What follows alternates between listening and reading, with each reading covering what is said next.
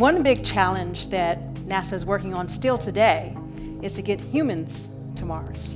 And so if you're thinking about how to do that, one question that you have is, how do you recycle resources on board long journey spacecraft?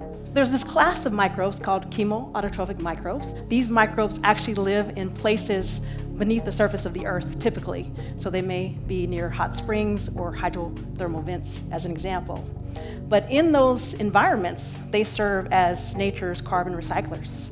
So in those ecosystems, they take carbon from those environments, recycle that carbon into nutrients for those environments.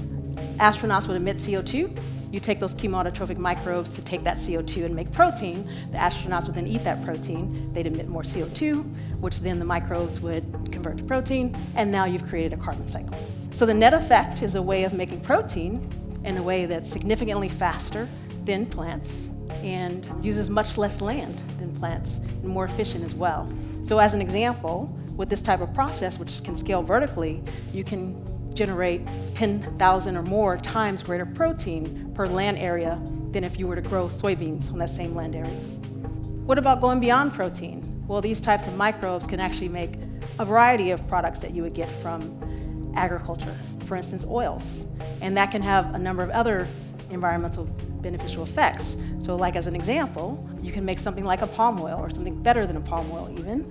And so that means that you won't have to continue to clear rainforests in order to make room for palm plantations. Instead, you can cultivate oil-rich chemoautotrophic microbes using CO2.